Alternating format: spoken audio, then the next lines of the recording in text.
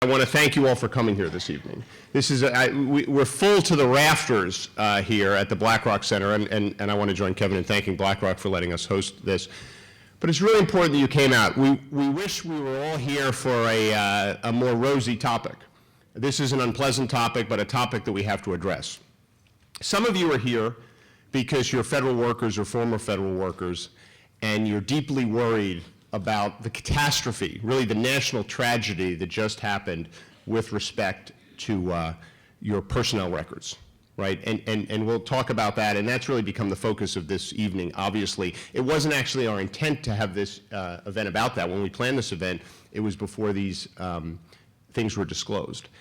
Because we thought it was an important topic. We didn't realize quite how timely it was. So some of you are probably here for that. Some of you are here because you've had your records or your identity stolen unrelated to the breach in the federal government, right? Because this has been happening with, we heard about the Care First News, Anthem News, Target, all kinds of large corporations that have lots of data about our citizens have had their records compromised and the records stolen, and it's led to identity theft and others. So some of you are here for that, but some of you are probably here just because you're worried about it. You fortunately haven't been the victim of this yet, but you sense deeply that this is a growing problem. But whatever the reason you're here, it's great that you're here, and it's great that we're responding, right, as a community, as in citizenship, because we can beat this threat. This is a growing threat, and we have underinvested in protecting our citizens, both in the private sector.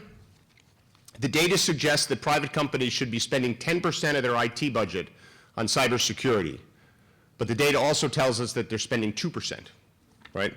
So we need a 5-fold increase in data security in the private sector.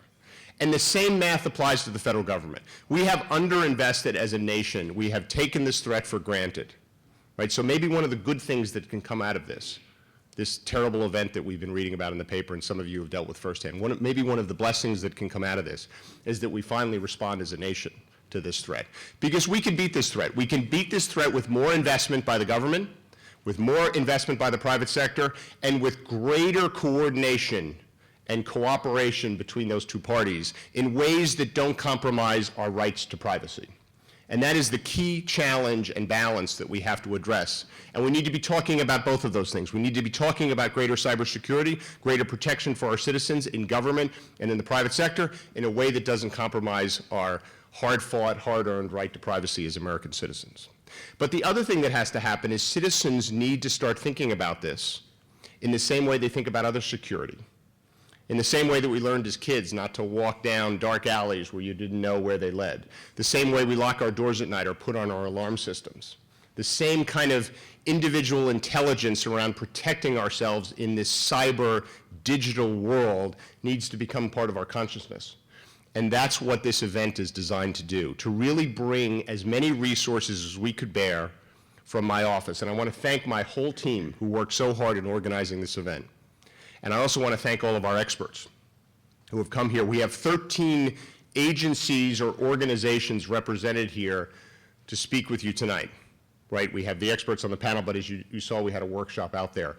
Because it's incredibly important that citizens get educated with respect to this issue, and that we simultaneously increase our investment, do a better job in government, and push the private sector to do a better job, and at the same time our citizens become more personally empowered to do the things they need to do proactively to make sure their records are as protected as possible, and then, you know, God forbid, if there is a breach, if there is a violation, there are things you can do. There are specific things to do. You can be an active participant in protecting yourself.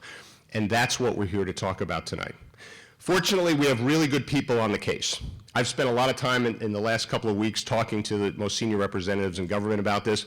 We clearly underestimated this. We clearly underinvested in this. We clearly didn't do a good job coordinating. Congress didn't take it seriously. The administration didn't take it seriously. The agencies didn't take it seriously, and the leadership didn't take it seriously, which is why we had this breach. But fortunately, it's now getting the attention, and we do have some good leaders stepping forward to make a difference on this. But also, fortunately, in the state of Maryland, we happen to have a singular champion in this area, and he's here with us tonight, Attorney General Brian Frosh.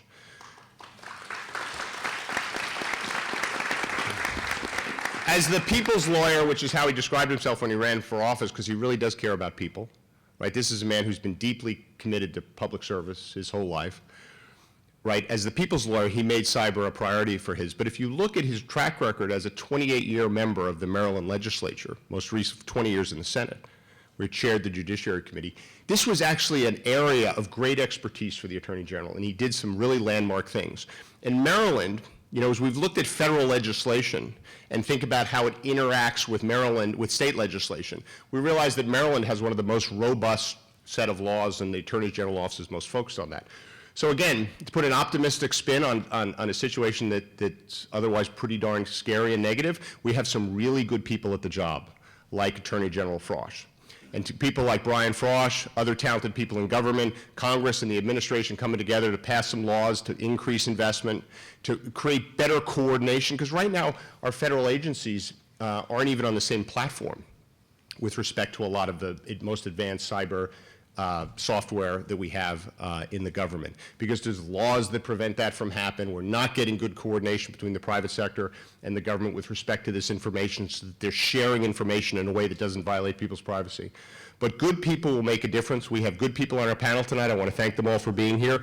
And we have a terrific leader at the state level, and Attorney General Brian Frosch. And Brian, I'm just so happy and privileged to have you here tonight. Thank you for joining us.